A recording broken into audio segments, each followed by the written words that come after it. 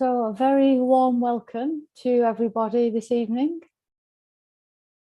And today we have Mike George with us, who most of you probably already know. He's an author and he's a coach. And I'm not going to say too much more. Mike might share some more as he goes along. And today it's part one of a 3-week course that he's doing on restoring self-esteem. And so 3 consecutive weeks, one each week starting today. And so just a couple of things to mention. The mics and videos are muted because we're recording. And the talk is being live streamed on Facebook, so you can view that later if you like also, if you want to catch up on anything. And please do send any questions that you have along to Mike, and I'm sure he'll respond to those as we go along. And so without further ado, I'd like to introduce Mike. Thanks, Angela, and a very warm welcome to everyone. And thanks very much for tuning in. And please don't send your questions. Well, send your questions, but we'll deal with any kind of issues or questions at the end, basically, if that's okay. So feel free to use the chat box. And I think you know the subject of our exploration tonight is this thing called self-esteem. I always wondered why self-esteem took so long to get on the map. It wasn't really a topic up until about, I guess, about 20 years ago. And we started to see the emergence of self-esteem in organizations and seminars and workshops, and the books started to flood out. And of course, it suddenly became a big subject, but it wasn't up until about 20 years ago. And I wondered why, because everyone suffers in a sense from low self-esteem. Everyone has diminished or sabotaged self-esteem, and that's largely due to their early childhood upbringing, and that's when we're taught basically that we have to go outside of ourselves to find what is going to complete ourselves. That's really why the idea of self-esteem, or the restoration of self-esteem, should really be about the restoration of self-power. The reason we all diminish and sabotage our self-esteem is we learn to take our power from outside of ourselves, from something that is not me.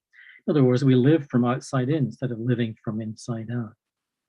And so that's why we kind of feel vulnerable much of the time, because we have absolutely no control over the world around us outside of ourselves. And it tends to be, and I don't know why this is, well, maybe I kind of do, but it tends to be more a feminine topic. Self-esteem tends to be centered on the female more than the male. Maybe, I don't know, but maybe that's because traditionally, historically, the female has been made to feel, has been taught to believe that they are lesser or they are submissive and so on. But I tell you what, it's the guys who have just as much an issue with self-esteem as the girls, and at least in my experience anyway. And the guys tend to be more aggressive and more forceful, and therefore they're trying to get their power from relationships outside as well. So really, self-esteem means the restoration of self-power. We're really re-empowering ourselves, or finding ways to find our own way back to the power that's already within us, which we have learned to sabotage and diminish within ourselves.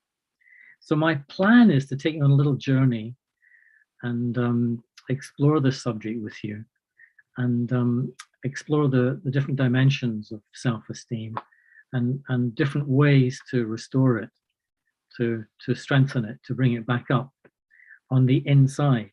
And in the process of carrying out that plan, I will share with you a few overheads and slides and so on, and it'll be a little bit sequential.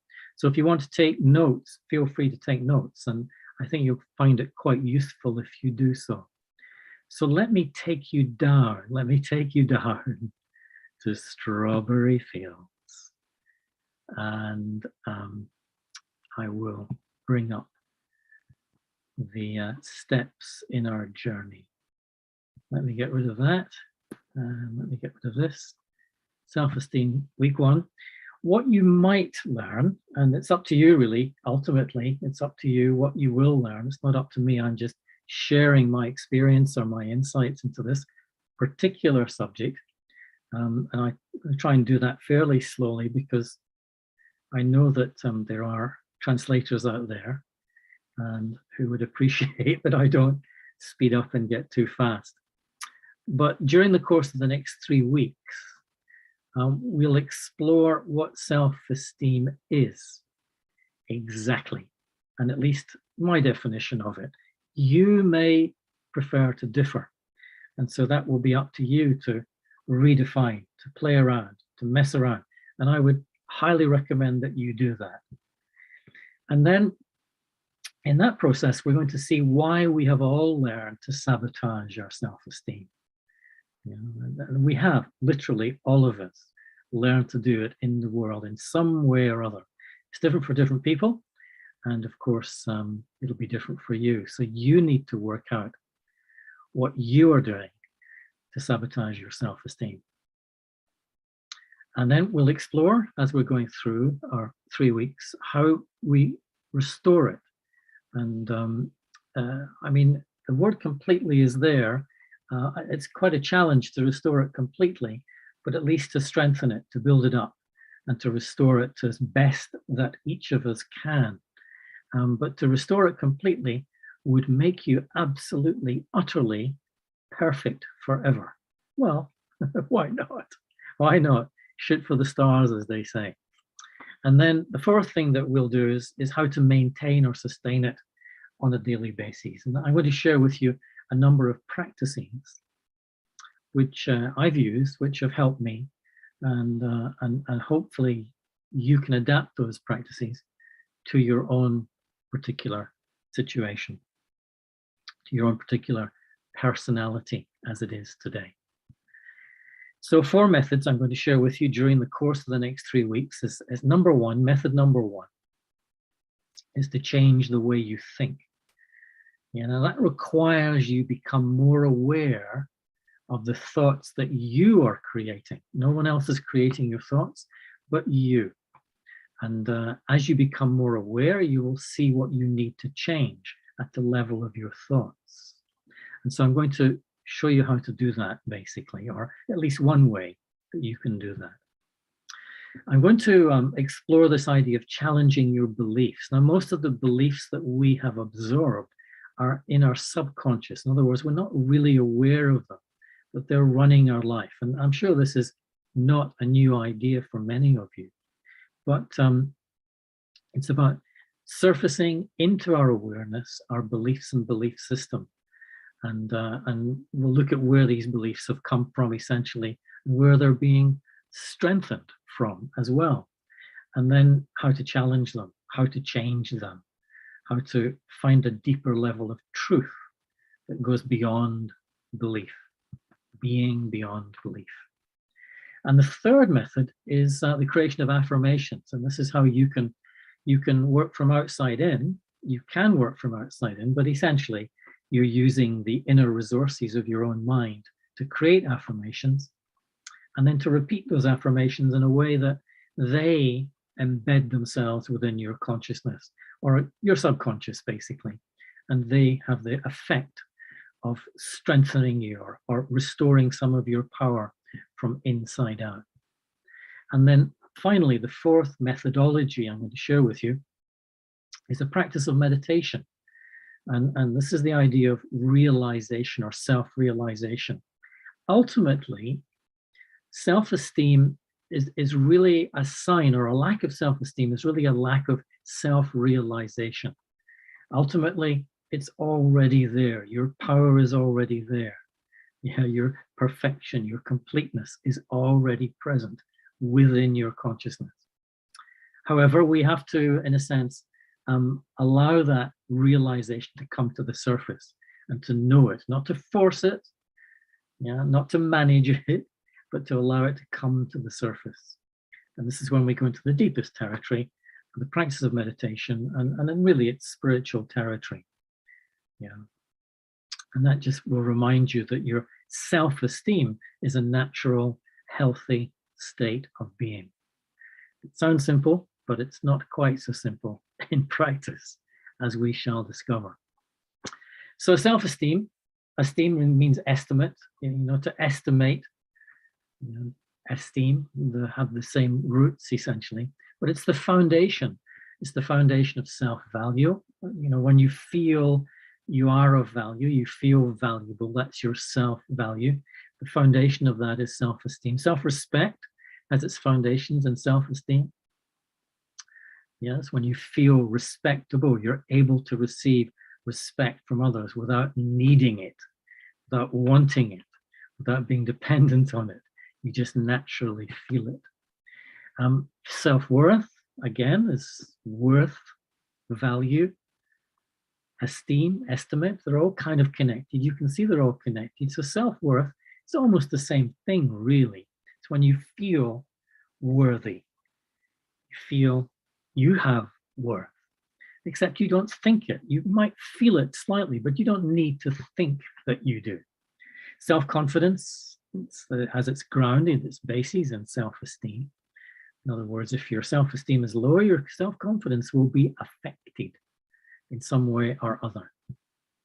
Self-competence, this feeling that you have inside of, I'm capable. I haven't learned the skills yet, but I'm capable of learning. I'm capable of creating a way to do what I've been asked to do. I feel competent. Whereas someone with low self-esteem will just shiver and will slink away into the corner, say, I can't do that. I'm not competent. I'm not able to do that. Whereas the person with high self-esteem will say, yeah, it's okay. Let me give it a go. I'll learn. I might fail. I might make mistakes, but it's okay. Let's give it a go. And then self-regard. This is connected, for me anyway, maybe not for you, is when you feel authentic. You're not thinking it. You just feel you are being true to yourself. Yeah, and so when you're true to yourself, when you're authentic, in other words, when your truth is coming from inside out, then this authenticity is a sign your self-esteem is intact. You're in your power, in a sense.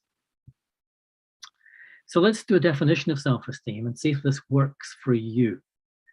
Yeah, the self-esteem is the knowledge and awareness. Now, when I use the word knowledge, I don't mean information. I mean knowingness. Yeah, it's the knowingness and the awareness of your own intrinsic uniqueness. That sounds obvious, but it's not so obvious, because what we learn to do as we grow up is we learn to compare ourselves with other people. In fact, if you switch on any medium, look at any screen, you're going to receive adverts and extollations, people extolling you to compare yourself, to be as great as good as, to dress like, to be like someone else, to aspire to be like someone else. And so in all of those little moments of absorbing the belief that I should be like someone else, they become subconscious. And then I lose my sense of my own uniqueness, my own individuality. Yeah, and so it sounds simple, but maybe one of the first practices in restoring our self-esteem is noticing when you compare yourself to someone else, and to say to yourself, stop it. As the psychiatrist said to the patient, just stop it. Stop comparing yourself to anyone else.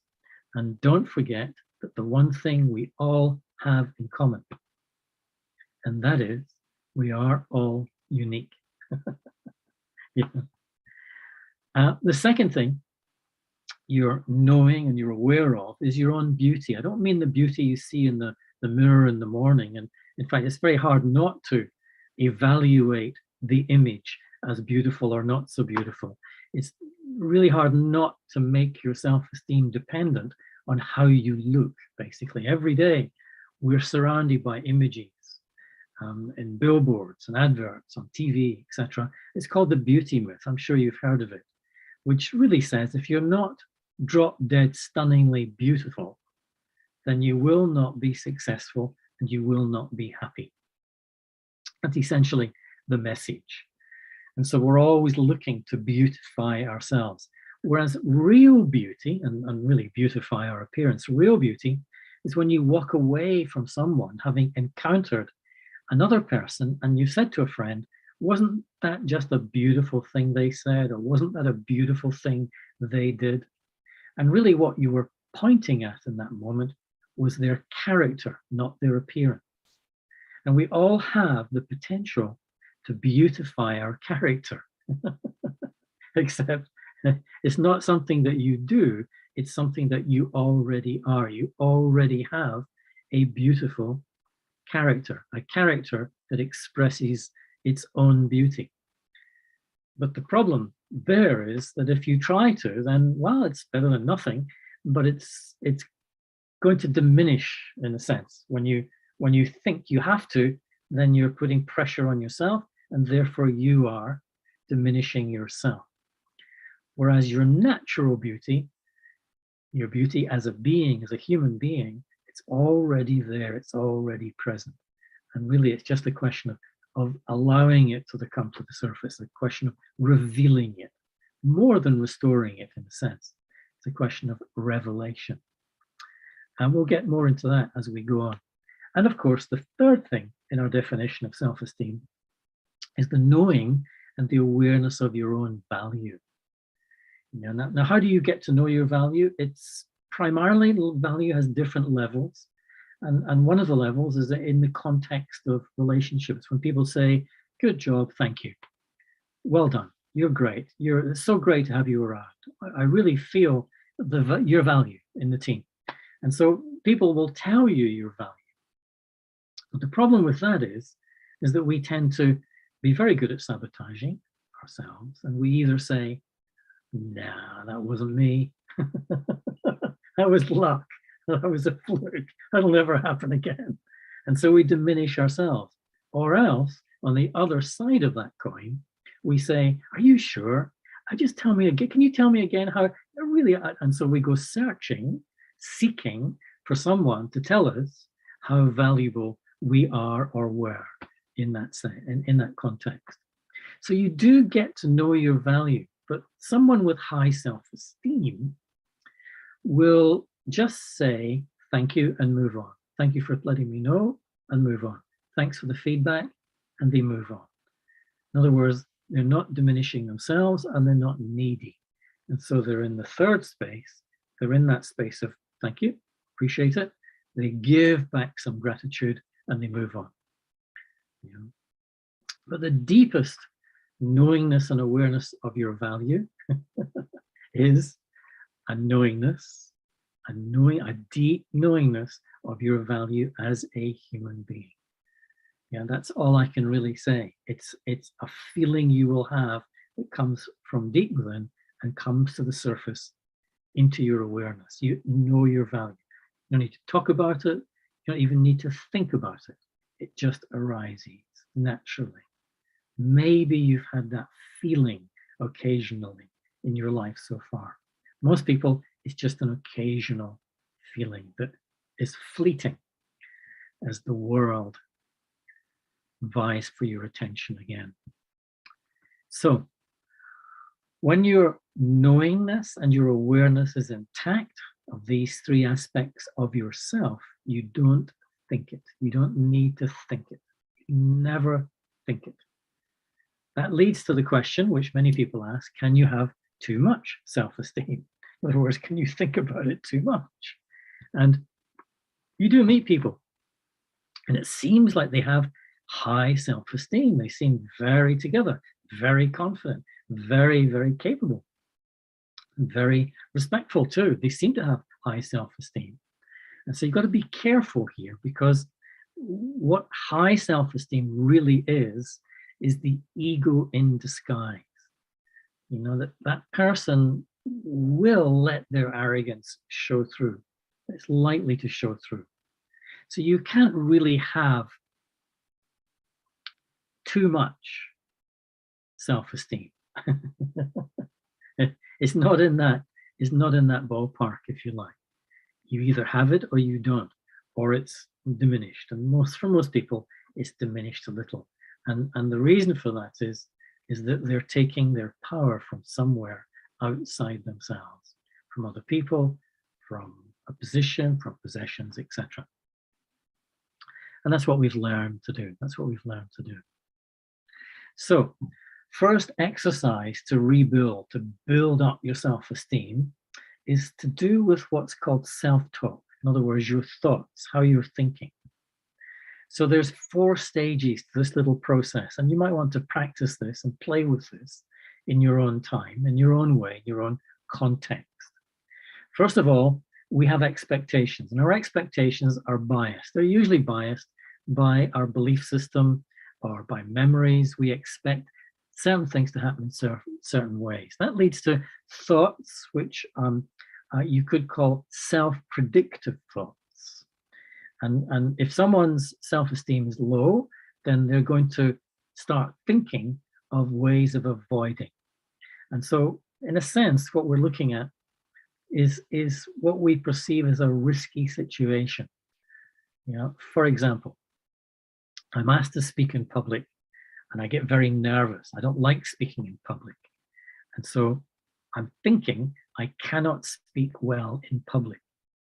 So I predict for myself, I won't do this well. I'll get really nervous and forget what to say. I will look stupid in the eyes of others. And so I'm going to predict that in my own thinking. I'm not saying anything, I'm just thinking it. So I then immediately start looking for avoiding. How can I avoid the situation, which is risky and difficult for me? Well, I could cancel, or I could go right into my shell, or just maybe suggest someone else can do it better or can do it before I can do it. Yeah, but all right, okay, I'll do it. And the outcome is I just got through it. Oh, I'm really exhausted. I'm not doing that again, ever. Yeah, and so this is the process by which our thoughts move through in our own consciousness. It's what we create. Let me give you another example. I've got a meeting with Mark, and Mark and I don't really get on, and I know I'm not going to handle this meeting very well. So he'll speak, I'm thinking, and I'll take it personally, and I'll get angry again, just like the last time. So I'm predicting how it will go. And so I try to work out some maybe I can postpone the meeting or call it off or somehow send someone else in my place. All right, then I force myself to go. And of course I react. I get angry, I get upset, and I say to myself, that's the last time I'm going to meet with this guy. So you see the 4 stages, and they all melt into each other. They all melt into each other. So the only way to change that process, and it's different for different people, different times, different places, is to change your thinking. Now, if you notice, what we now look at are conscious expectations. In other words, you're going to create thoughts about a different expectation. You know the old saying, expect the best, and it's more likely to happen. And then, yes, there'll be a self-prediction. And then instead of avoidance strategies, you're going to move into thinking about preparation. What do I need to do to prepare for this situation? And then, of course, there's the outcome. For example, I've been invited to speak public, and now I'm thinking very consciously, this is an opportunity to practice public speaking. And so I've changed my thinking about the invitation. Instead of, no, I can't speak in public, I'm seeing it as an opportunity. And so I'm thinking about it that way. I predict I might not be brilliant, but I'm ready to do my best. I'll make mistakes, I'll get it wrong, that's okay, but it's an opportunity to practice, therefore I'll do my best. And so what can I do to prepare for that? Now, what can I do to prepare without anxiety? I can do A, B, and C. Plan and prepare and do some research or whatever, A, B, or C. A, B, there are many things I can do to prepare. And so I need to strategize a preparation before the event. And the outcome is, well, that was interesting. I wasn't brilliant. I was okay. I just got through it. So what can I learn from that experience? And then I take a moment to reflect on what I'd learned, A, B, or C, 1, 2, or 3. 3 things I've learned. And so I challenge myself to think like that. And then I go, oh, yeah, hey, this is not too bad. Let me try that again. Or let's do the Mark situation. When Mark enters, I know he's going to enter the room, and I'm going to remember I'm responsible for my feelings, because I kind of got that now. My feelings are my creation, and I'm going to give respect to him at all moments, at all times. So then I'm not expecting to get anything from him, I'm giving to him. So I predict that he'll speak, and as I listen and watch him, I'll remember we're both doing our jobs. And I'm not going to take anything personally. That sounds easy, doesn't it? Not so easy, that's for sure. And so, but at least the intention is there to see it, to see myself not taking anything personally. So I'm looking forward to seeing how I respond. So I'm looking forward to the encounter now. Yeah, now I know it will not be perfect. It will not be just hunky-dory instantly. So just let me imagine it. That's my preparation. Let me imagine it going really well. And as you're imagining it, you're sending him that vibration. And your vibration is much higher than it was before. And so you're much easier to engage with when the meeting actually happens. And then the outcome is, yeah, Mark is definitely my teacher. Because I didn't do that well, and I did take things a little bit personally. I got upset, I got a bit emotional, but it was better. And Jesus, just this guy coming into my life he's my teacher. Yeah, I don't say that to him, but that's how I now need to see this person. They're teaching me something about myself. Yeah, as I sit down and reflect on the encounter. I was a little better, but I wasn't as the way I hoped. So you can see the difference. And so we move from biased expectations to conscious expectation. Yeah, this self-prediction, of course, is this idea of predicting what might happen. And then instead of avoidance strategies, we move to preparation strategy. Yeah, what do I need to do to prepare for the encounter? Now, in the middle, we're going to look at changing our thinking. So this means becoming aware of your thinking a lot more.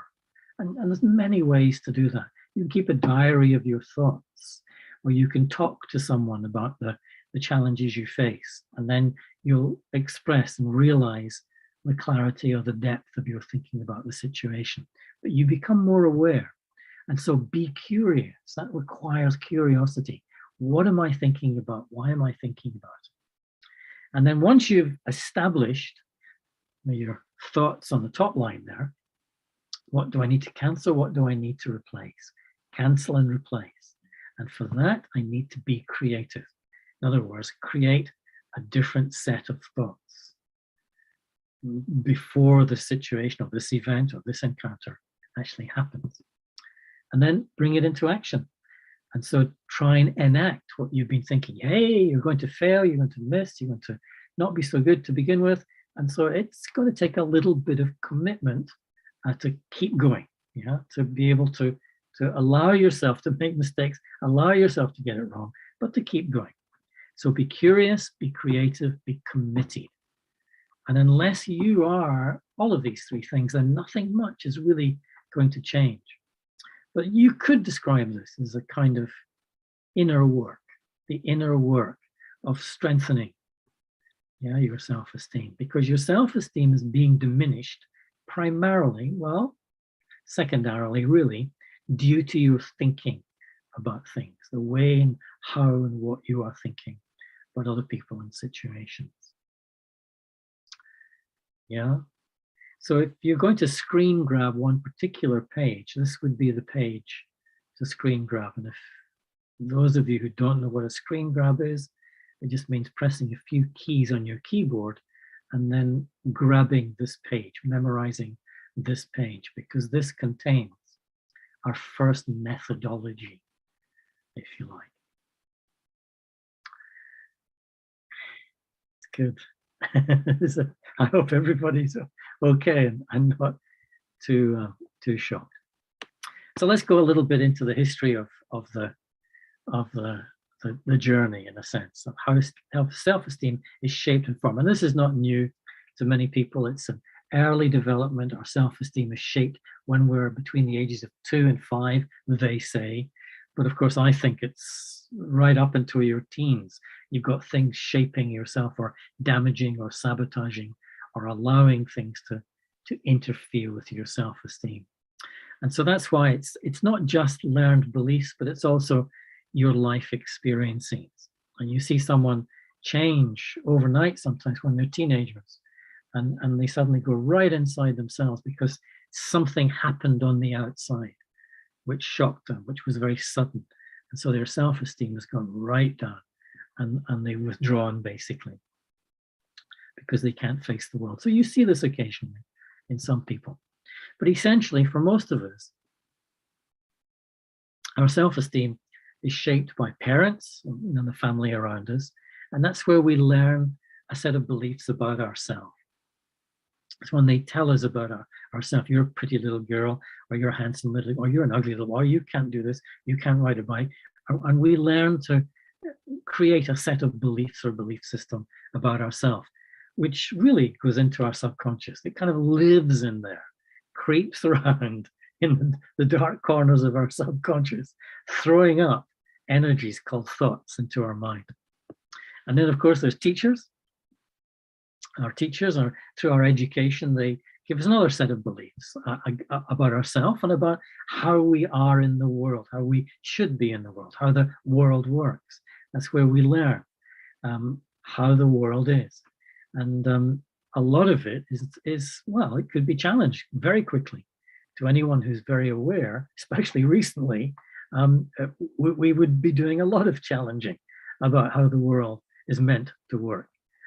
According to other people, especially those lovely, lovely souls who call themselves politicians. Then, of course, there's culture. And the culture that we're brought up in is different for different people. And of course, the wider culture is based on traditions of that society. And that's another set of beliefs and rules and ways of living that kind of shape our life. And they shape our inner life as much as our outer life, as much as our behavior. And so it's not rocket science that all of these things have been assimilated at a very young age. They're all in our subconscious. And that's why it's essential now to sit quietly, and we'll look at this at the end of tonight's session, a little bit about meditation, and is to allow these things to occur, to come into our conscious awareness. This is one of the purposes of meditation, is to allow what's in the subconscious, what I'm not aware of, to become conscious, to allow me to become aware of what's already within me. And of course, there's 1,000 beliefs. And many of those beliefs are not healthy for our state of being. So there's one big belief, which is definitely a mistake, is we learn to believe that our worth is dependent on external things. Yeah. For example, the most common is our appearance or how we look. You know, when we look in the mirror, you know, what we see. And immediately, if you're aware, you can tell whether your feelings go up or down. Just a little bit, maybe, or maybe a lot. And suddenly you start adjusting how your appearance is for the benefit of yourself and for others. So there's many things, including your wealth. You've got a lot of money in the bank, you feel good. But of course, if the money goes down, you feel terrible. Your self-esteem goes down, if it goes up, you feel, yeah, Great. And so you're externally sourcing the things that you're using to define who you are and what you are. Yeah, your marriage status, your grades, your clothes, even your talents. These are things that you have brought from outside in, and suddenly they are shaping your self-esteem. Productivity, family education, kind of school you went to, kind of area you were brought up in, whether you get the approval, acceptance of others. Oh, when I get approval and acceptance, oh, it's such a relief. I feel so good. I feel so, yes, I made it. But they take it away. Suddenly, I just collapse on the inside, which means my self-esteem is dependent. My self-power, my self-respect is dependent on feedback from other people. And some people, it's gender. That's why I was saying earlier on that self-esteem tends to be, not in all cases, tends to be more of a female or feminine issue. But that's only because the guys are just disguising it. They're not admitting to it. That's why it's a classic 80-20.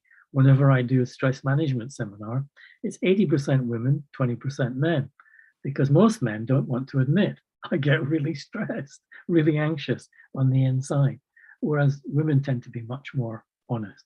I'm being generalistic here. Please don't take this as the law or the word.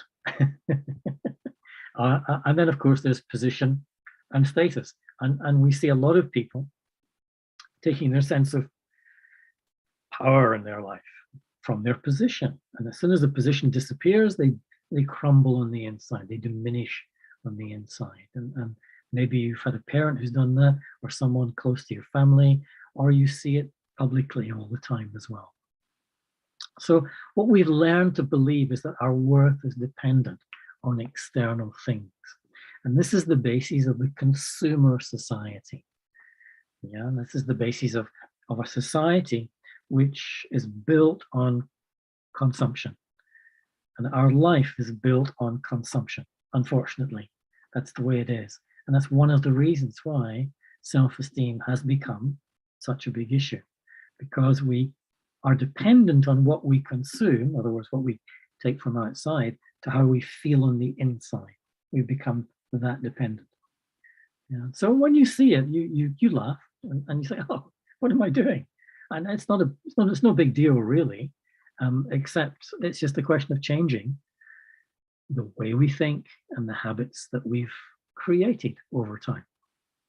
So some spiritual insights into worth, and these include things like all have infinite, internal, eternal, and unconditional worth as people. These are called Howard's laws of worth.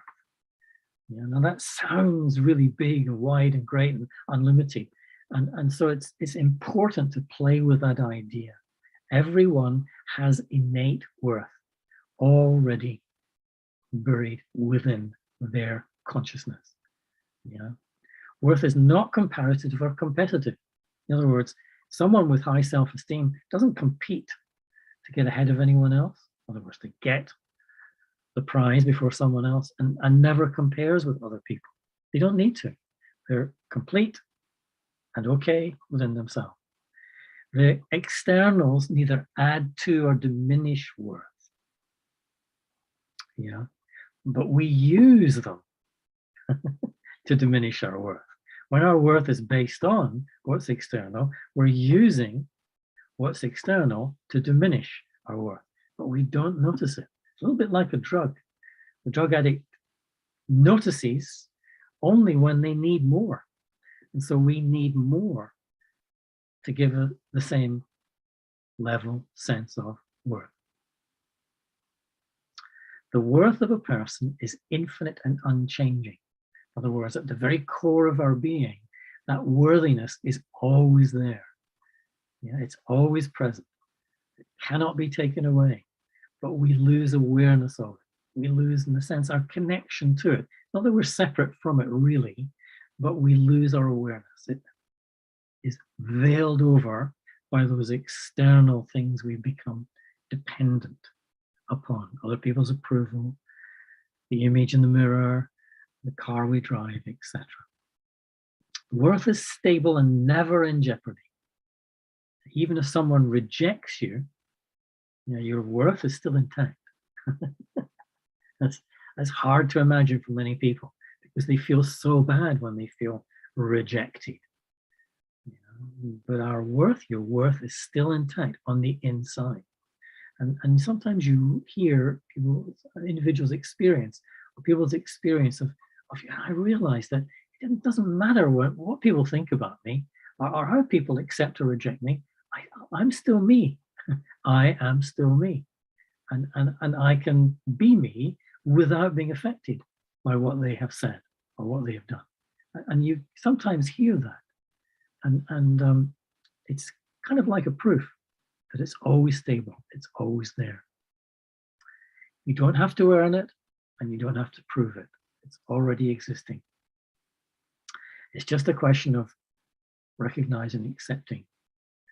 In other words, becoming aware. So these are sometimes known as Howard's laws of worth, self-worth, which has its roots in self-esteem. So when is self-esteem not real self-esteem? People who base their self-respect on their reputation in the eyes of others, as many do today, and you see them in the media all the time, will not have real self-esteem. Why? Because whenever they receive any criticism, they will crumble inside, and usually they'll react. And again, you see this. You see it not just within ourselves, but within other people around us. They become quite reactive, emotionally reactive. Why? Because their respect is externally sourced, externally based. People who base their self-confidence on their skills and abilities will not have real, authentic self-esteem. Why? Because there will always be situations where you do not have the skills. But if you base your self-esteem, your self-worth on one set of skills, then you'll find yourself in a situation where those skills are not appropriate. They're not relevant. They're useless. But someone with high self-esteem will not crumble, and they'll say, well, I can learn. Let me learn. And so they're operating from inside out instead of the skills they've learned, they've been taught from outside in. And so all skills and abilities, ultimately, they're externally based. They're learned from something we've watched, someone we've been taught by on the outside. People who base their self-worth on their possessions will not have real self-esteem. I think it's pretty obvious. In other words, that's the materialist.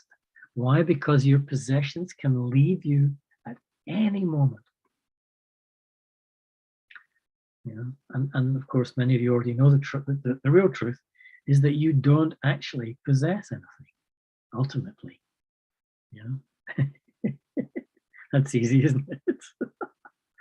Sorry if I laugh a little bit, but we live in such a society that teaches us, that conditions us, programs us to keep, acquire, maintain, hold on, don't let anyone else get there before you. And so possession is just such a big subject today in a material world. And so again, we're using what's externally based outside of ourselves. That person is using those things to build their sense of self-power. Oh, I've got so many possessions. People who base their self-image on their appearance will not have real self-esteem. In other words, when you look in the mirror, you are not seeing you. You cannot see you with your physical eyes. It's impossible to see you. You see your face, but you are not your face. You see your figure, but you are not your figure. The best metaphor is that of the car. You see your car, but you know you're not your car. But that's all your physical body and face is. It's a vehicle in which to negotiate, navigate, and interact with the world. But you, the conscious being, consciousness, you are not those. So your face and form are always decaying, always decaying. And the outcome is farewell, goodbye. And you kind of know that. This is why many people live in this state of free-floating anxiety, because they know if they've identified with their physical form that their life is limited by that. Whereas the person who's consciously awake and aware knows they're not limited by anything material, including their physical form. That might be another seminar. And so once again, it's externally based. Yes, even your body, even your face is external to you.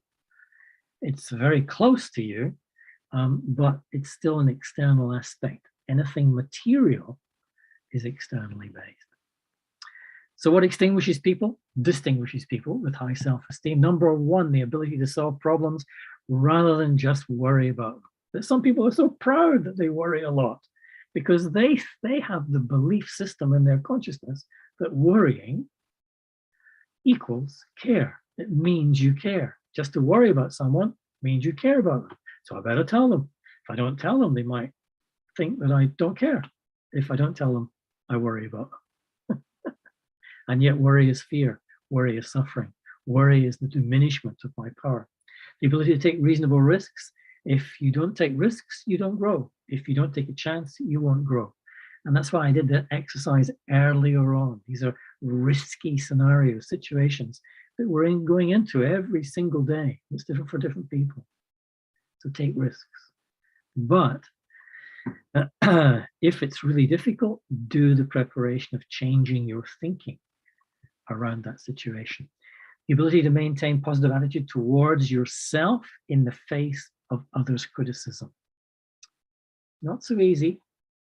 Sometimes you meet someone and you can say anything. You can insult them and call them names. Doesn't bother them. They have what's called a thick skin. But yet when someone calls me a name, I'm so bothered, so upset, I'm so insulted, I'm so offended, so quickly, so easily. That means I have a thin skin.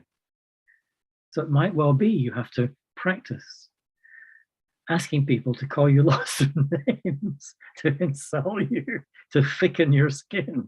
In other words, realize that they're just projecting onto you what they feel within themselves. The ability to face and confront things that frighten them. In other words, to go towards, well, public speaking is a good example. It's the one thing that frightens people the most. And so do it. Keep doing it over and over and over and over. And suddenly you'll become good at it. And suddenly your confidence will go up. How to build self-confidence? Do whatever frightens you most. Go towards it little by little by little. And then over and over again.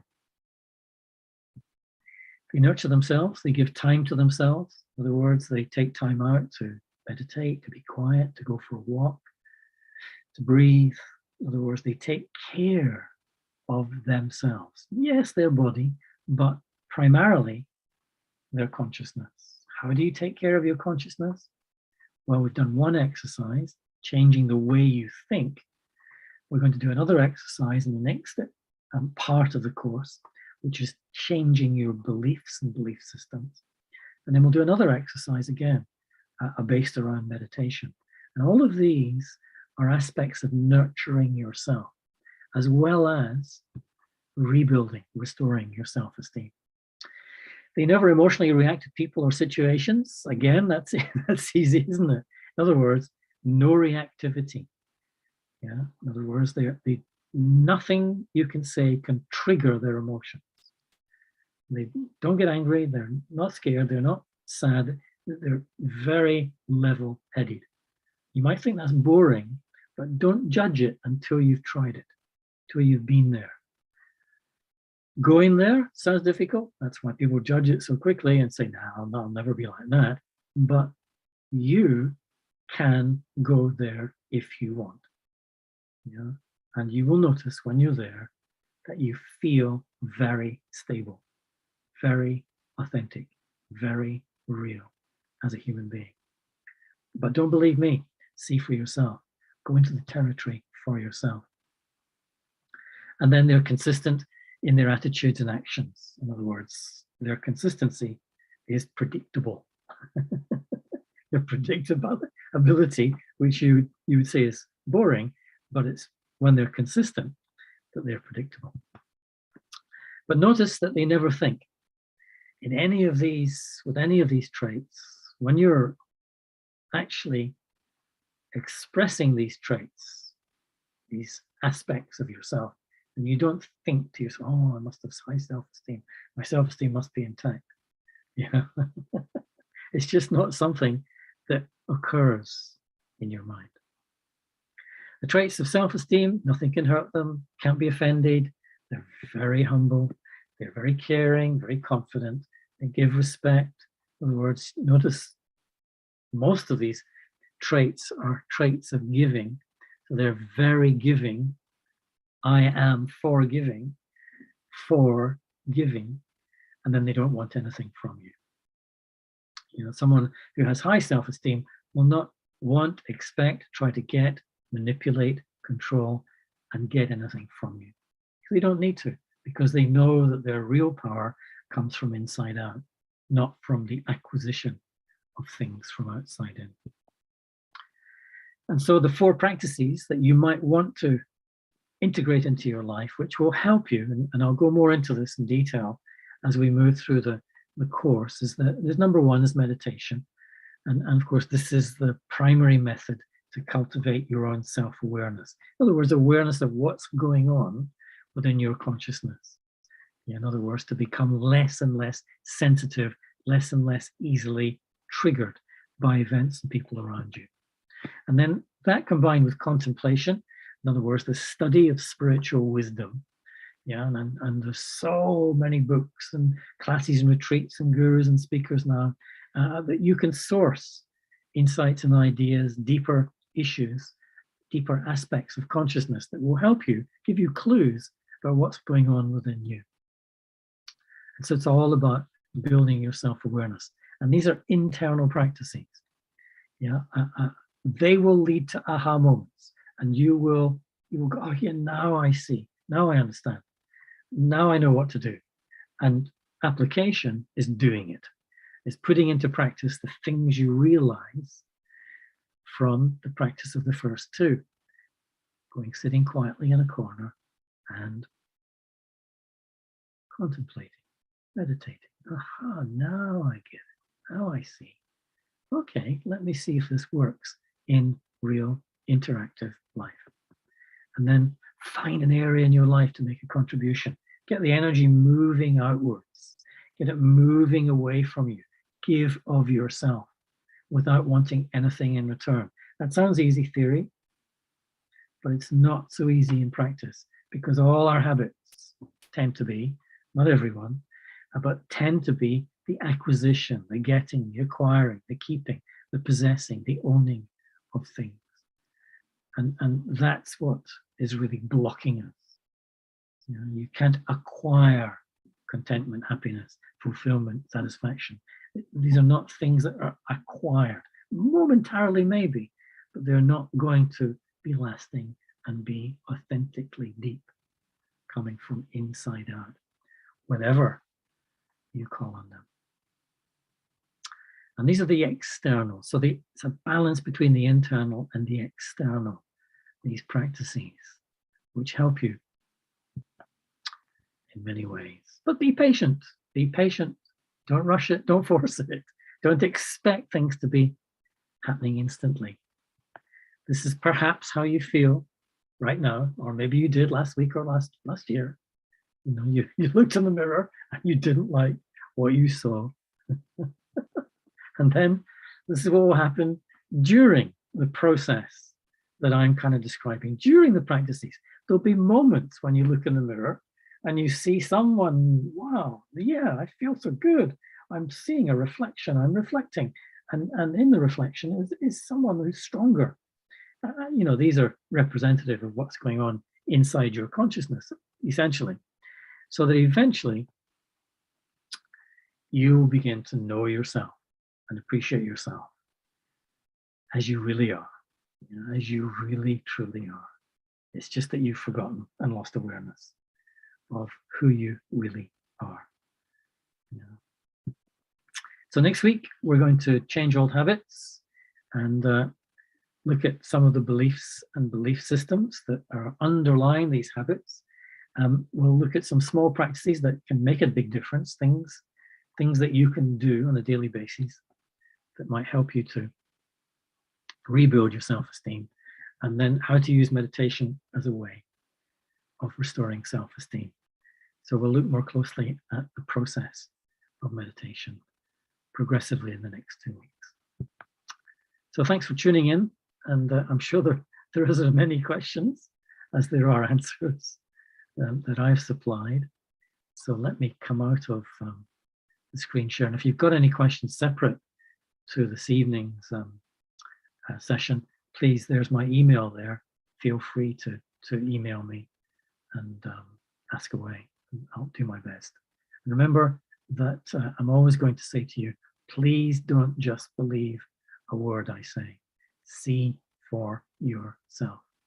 In other words, unless you do something, unless you practice, nothing is going to change. But I think you know that already anyway. So let's see if there's any questions. Ruth, are you there? Are you going to shout out the questions to me, or? I can do, or you could read them in the chat. I've just sent the ones in the chat too. I don't have the, 1 second. Oh yes, chat, I do, chat, yeah. Here we go. Surely the face is a reflection of oneself. No, it's not actually. Joseph, is that Joseph? I think it's gone now. This is what I perhaps should have said at the beginning. It's that consciousness is what you are. The face changes, the face gets old. But have you ever felt that you don't get old? In fact, you ask a person with a 65-year-old face what age they really feel, and they'll tell you, well, I feel as if I'm 24 or 21, and I feel my thoughts and my feelings are lively, and I don't feel as if I've changed at all, whereas my body is wrinkled and gray and so on. And so you see your hair going gray, but you never see a thought going gray, or a feeling going gray, or getting old. And that's kind of a proof that thoughts and feelings and so on, they come from your consciousness as opposed to your physical form. And that's why I'm kind of separating these two energies for the time being anyway. It's essential that is understood, because your self-esteem can't depend on anything physical, because that's external to you, and that's why it goes up and down, because you've learned to base your self-esteem on either what you're doing physically, or how you appear physically, or what you're wearing physically, or what you acquire physically. This is why we all get into such a mess. Okay, so Mike, yes. before we carry on, can I just say a couple of things in case anybody needs to leave, as it's coming up to 8 o'clock? Oh yeah, we'll go for a little bit over 8. Yeah, is that okay? Yeah, it's fine. That's okay with me. Yeah, no problem. So first of all, a great big thank you tonight. No, don't do the thank yous. Oh, don't do the thank yous. Just do the questions. Okay. And so we're going to carry on for some time for anybody that needs to leave now. So just a reminder that you can view the session on the Facebook page. And we have the second part of this evening's course coming up a week today on Friday next week. And we also have an in-person event, which is on this Wednesday. It's the first one we've done in about 2 years. And it's our head of our organization, who's very experienced in this kind of wisdom that we share. And so most welcome. It's on Wednesday and at 7 till 8:30. So here are all the details. You can catch them for yourselves. So we'll carry on now. Thank you, everybody. So why do we have the tendency to diminish ourselves and be in doubt is another question. As I said earlier on, as long as you identify, build your sense of who you are out of what you're not, in other words, the external things, then you're giving your power away. You're diminishing yourself. In other words, someone who drives a nice shiny new car, oh, my new car, I feel so good in my new car. They've diminished themselves to the car. The car exists in the garage, but it also exists in their head. And in that moment, they're squeezing themselves, their conscious self, into the image of the car. In other words, they're making themselves quite small. And someone scratches the car, oh my God, he scratched me. And so they react. Oh, you damaged my car. That really is like damaging me. So that's the proof. That moment is proof that they've diminished and made themselves small. And so their self-esteem, their self-power is diminished. And this is what we're all taught to do. We're all taught to do it every single day. When we believe from the internal qualities, can we say this is a belief? When you believe from the internal qualities, I don't understand the question really. You need to rephrase that one. You don't own your own possessions, but rather your possessions own you. Yeah, we've got that one. Where to place your ghost principle into this and how to deal with or learn from external criticism. I'm not understanding what the ghost principle is. How can we know or evaluate that what was said is potentially true or false about ourselves? And only by knowingness, knowing yourself. In other words, if someone insults me, say, you stupid fool, then I know I'm not stupid. I know that. And so the fact that they're saying that to me is their projection onto me. No one is stupid. If I call someone else stupid, it means I'm projecting onto them. That's because I'm feeling grumpy and I'm projecting my grumpiness. You stupid fool. I'm upset with you. I'm upset. I create the upsetness and then project it onto them. In other words, I'm saying they're making me feel. No, they're not. I'm making me feel.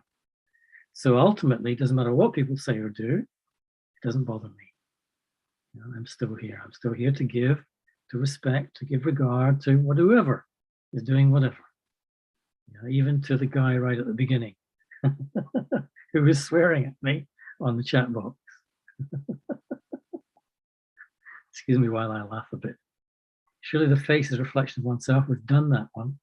Would it be possible to rewatch this session? A friend of mine really like, yes, the Facebook page. It's on the Facebook page. Let me get the slide. I think that's all the questions. Very good. Any other questions from anywhere else?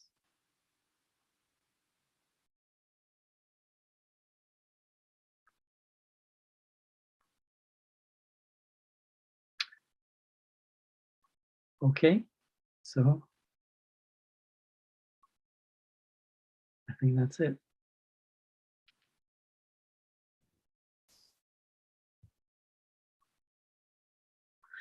Yep, I think that's it. Unless you're looking at another screen somewhere and there's other questions somewhere else. So I'm not aware of any more questions, Mike. I don't know if Ruth has any I've more. just sent one, Mike. What would be the first step when you feel disconnected from yourself?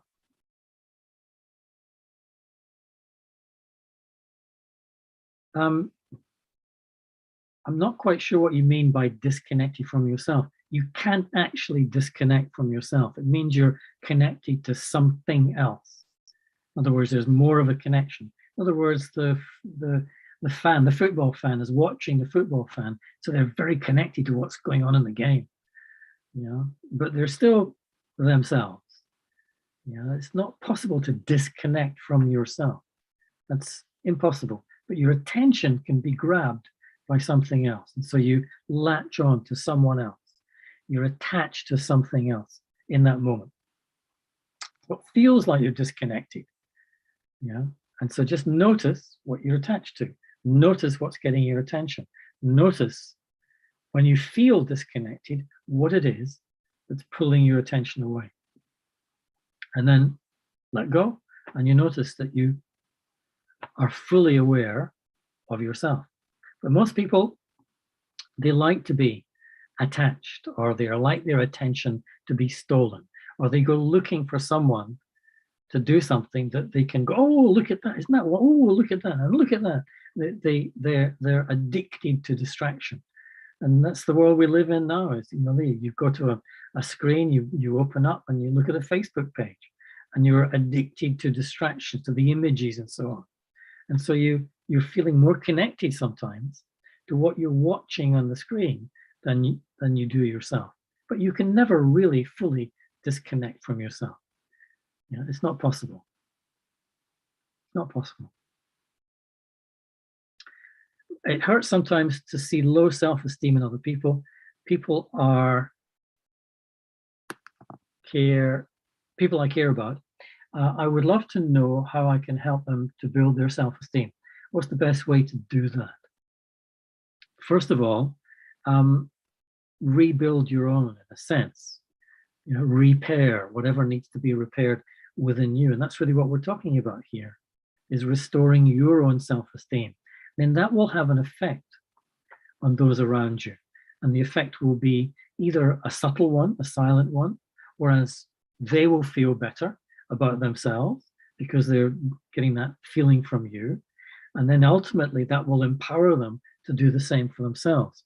Or it could be unsubtle. They could start asking you, you know, well, you've changed. There's something more solid about you. There's something non-reactive. You used to react to things like that before, but now you don't. Is there a reason for that? And that's because you have been doing your inner work. And so you can describe what you have been doing. But don't look at people and, oh, they've got low self, oh, they've got bad self-esteem. Oh, they need to be fixed. Because then you start trying to fix them. And that's not my job. My job is not to fix anyone else. It's not possible anyway. That means I'm trying to control them. It means I'm in non-acceptance of them as they are. And they will feel that resistance. They will feel you trying to interfere with them. Yeah, and that will just make them resist even more in the distance to become even more. But just accept them as they are. And then watch how that influences them in a better way. Explore. Play. The truth you hold within, can we say it as a belief? Yeah, I mean, you know, what I'm saying is information. I'm sharing information with you, and you can decide whether to believe it or not. And then when you take the information and you create a belief, I believe that's true. And it's likely you always did believe that was true. Yeah, but the problem is that's where we settle. We stay there. Yeah, I believe that. Instead of going a little bit deeper, and you need to go a little bit deeper to get to the truth. And the truth is, it's not so much something you talk about. Yeah, if that truth is apparent within your consciousness, then it's empowering you. Yeah, it's not that I've got a truth in here, it's empowering me. You're not thinking like that.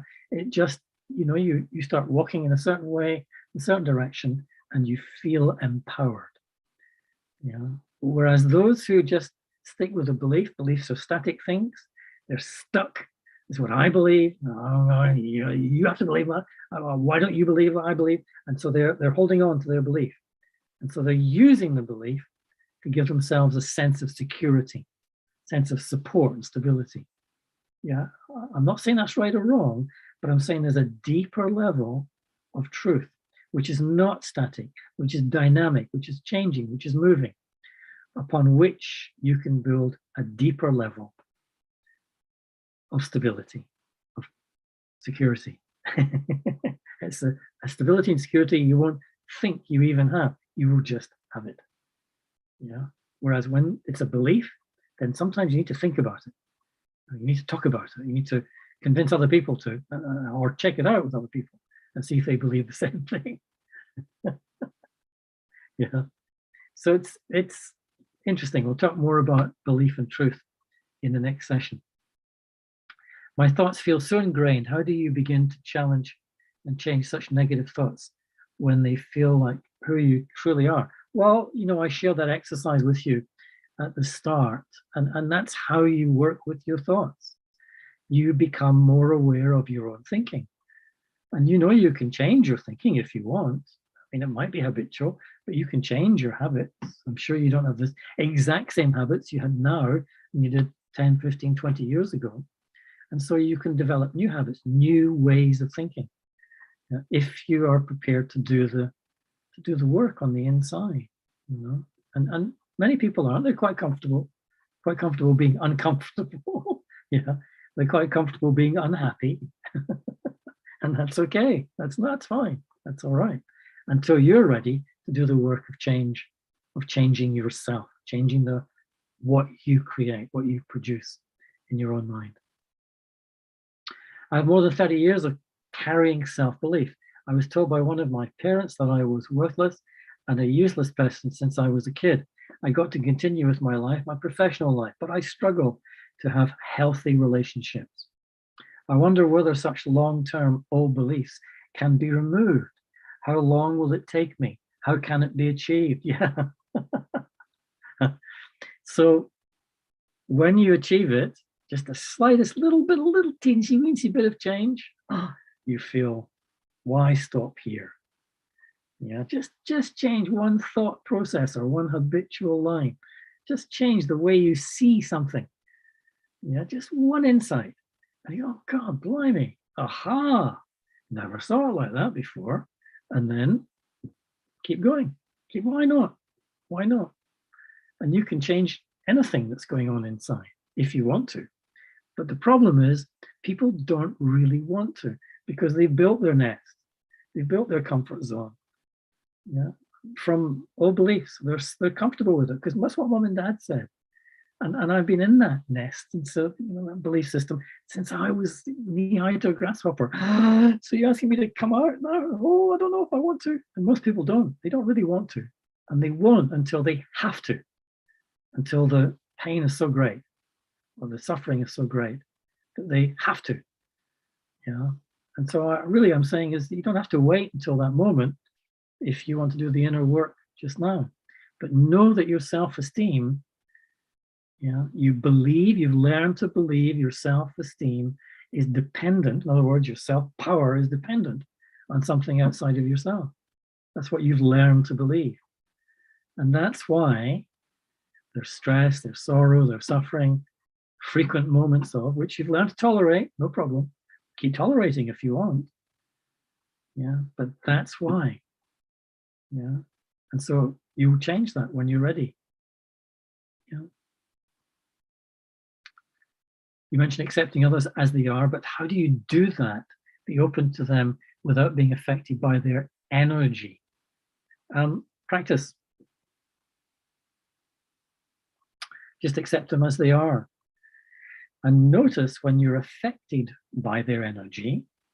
So go away, sit in a corner quietly, and just remember that no one else is responsible for your moods, for your feelings. They're not responsible. You're creating that in response to them. So just keep remembering that. It's me, it's not them. It's making me feel this way. And one day, the penny dropped. Oh, wait a minute. I can be in the presence of that person without feeling grumpy or upset or angry or frustrated. I can just see them as, well, they're just that's the way they are at this moment in time. Can't do anything about it. It's up to them.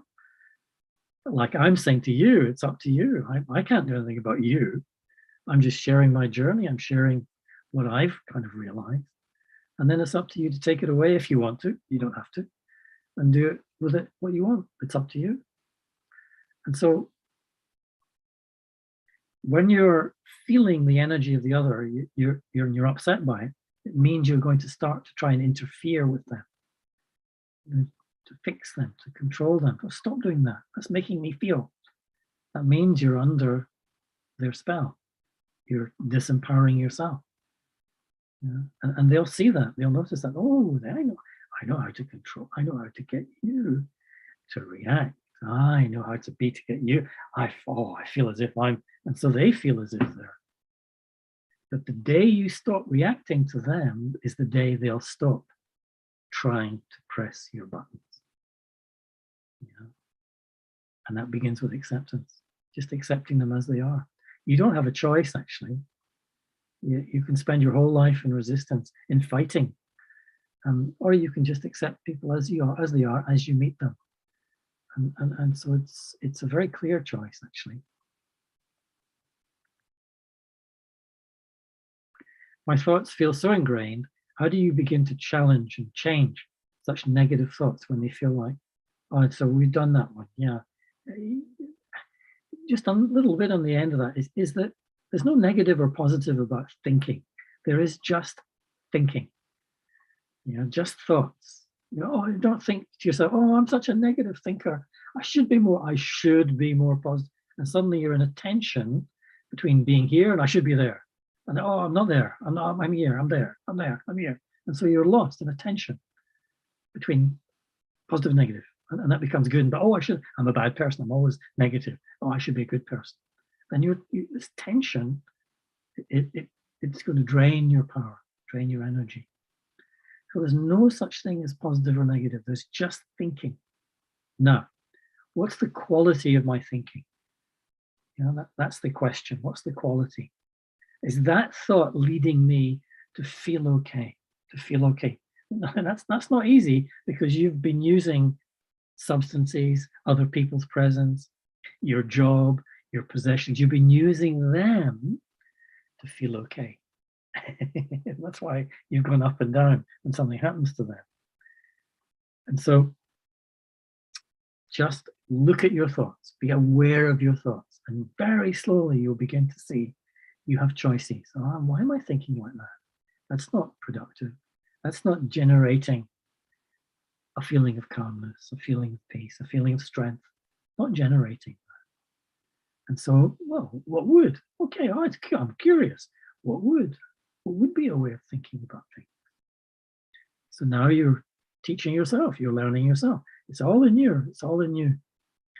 There's a lovely old saying, if you can ask the question, you already have the answer. It's just a question of looking, of being, of seeing, of being aware, really. That's all it is, really. I have suffered all my life with low self-esteem and anxiety. You are not alone. Most people spend their entire life with low self-esteem and some kind of background anxiety. Most people do. It comes out in their words, it comes out in their expressions, it comes out in their choices, their decisions. That's why we're here, to truly, really understand it, understand why. Why am I always anxious? Have you ever asked yourself that? Have you ever been curious? Where's this anxiety coming from? Anxiety is a form of fear. So what am I scared of? Why is this fear in the background always there? Oh, fears. Oh, fears always the fear of losing something. That's what all fear is. Anxiety, tension, worry, they're all forms of fear. Panic. Oh, it's because I fear losing something. Now, what is it I fear losing? Oh, I fear losing money. Oh, it's money. Okay, well, money comes and goes. It comes and goes. What am I doing? Fear losing. That makes me hold on to money. That makes me very tense. Makes me even more tense. Oh, I've got to hold on to it. Oh, just let go. Paradoxically, when you let go, more comes. And so it's about playing. Don't be afraid to play in your consciousness with these ideas. It's up to you, ultimately, to do that. What if all your life people have put you down, even the school of thought that was supposed to improve you subtly put you down? Even the school of thought that was supposed to improve you subtly put you down. If we've all been put down, and so now is the time, now is the moment. This is your opportunity to get to know yourself. So if someone says something that is a put down, it doesn't bother you. If it does bother you, off to a quiet corner, sit quietly, and now, why Why is that bothering me? And wait a minute, hold on a second.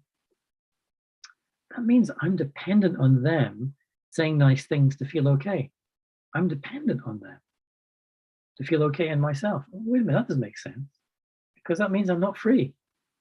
And I am free. I am worth. Nobody can take that away. But what am I doing that inside my consciousness that is diminishing myself in that moment? And that's what I need to find out. That's why it's different for different people. There's a good chance that you've spent all your life being put down because you've gone looking for someone to put you down, because that's affirmed who you are. Oh, that's me. I'm the person that's put down all the time. Your identity is now grounded in that. It's based in that. And in fact, you might find it challenging to change because you're so comfortable there. You're comfortable being uncomfortable. That's me. Yeah, I'm the one who's always put down. Yeah, see, that's good. So what's happening? You're putting yourself down. You're looking for someone to put you down so you can put I'm justifying myself down here. That's crazy. Yeah, I know it's not easy to get out of, but that's why we're here. That's why we're here. That's why I'm kind of challenging you. I'm still doing that work on myself in certain situations, in certain relationships. I'm not there. I'm still working on all of that too. Yeah, it's very deep. It's very deep. There's nothing else to do. Mike, do you find it difficult to live by your own principles? Yeah, yes. Yeah. Well, I'll just say it again. I'm not there. I'm still doing my inner work. Yeah. I mean, what we're talking about here is the ego getting in the way. And so the ego is I'm not free of ego at all. I mean, the understanding of ego is quite deep, actually. And so I've been working on that for decades, and there's still bits that I'm challenged by. So I'm not putting myself up on a pedestal. That's why I keep saying, please don't believe me. You're just listening to someone who's a bit further down the road with something to share. Yeah, and then it's up to you whether you do anything for yourself. You might ignore everything I've said and go online and get a book on self-esteem. Brilliant. Absolutely brilliant. Because you're curious, you're interested, you're looking, and you're going to have realizations of your own, and you're going to move at your own speed, and you want to build yourself up in your own way. And that's fine. That's fine. That's just the way it works. Everyone is different. Everyone is different. I feel it, last question, I feel it very difficult to deal with frustration and jealousy. I'm just wondering whether you mean your own frustration and your own jealousy, which I presume you do. Okay, so then you have to ask yourself, why do I feel frustrated? Why am I creating the feeling of frustration within me? And it's usually because someone's not doing what I want, or I'm not getting what I want, or they're not being the way I want. I want. So I want to get something from outside. So the biggest realization is you don't need anything from outside to be stable, calm, peaceful, loving, caring. You don't need anything. These are attributes of your consciousness, which are natural to you. That's what they don't teach us in school. That's what they don't teach us. But that's something you have to discover for yourself. But you won't go looking and discovering for yourself until the frustration becomes unbearable. I gotta do something about this. It's too much. There's too much suffering here. But up until that point, you'll tolerate the frustration. Probably. I don't know. Probably. That's what most people kind of do. And jealousy, again, is just, I'm just jealous of someone who's got something I want. Why should they have it? Why should I have it? Why should they get it? Oh, why shouldn't I get on? I want to get on. I want to be like that. Yeah. And so that means you're still wanting something. Yeah. So the final secret, and then we'll finish, is that if you're still searching, you're looking in the wrong place. If you're still seeking something, someone, some situation, if you're still seeking, then you're a seeker. That's not wrong. That's okay. but know that you will never, ever find. As long as you seek, you will never find. All the answers to all these questions are already within your consciousness. They're already within you. You just have to sit quietly and live in the question. Yeah. But if you're seeking outside, anywhere out there, you will never find. You'll never find yourself, and you'll never find your natural power and peace on the inside. It's already there. But don't believe me. It's good. Angela, I think that's it. That's enough for one night. That's 8:30, really. Yep. So. Okay, great. So again, great big thank you to Mike for sharing all the words of wisdom with all of us. And thank you to everyone for coming along tonight and joining us in the virtual course. So we'll see you all next week, same time. It is the same Zoom login, so no need to register again. So thank you, everyone. Good night. Good night. Bye.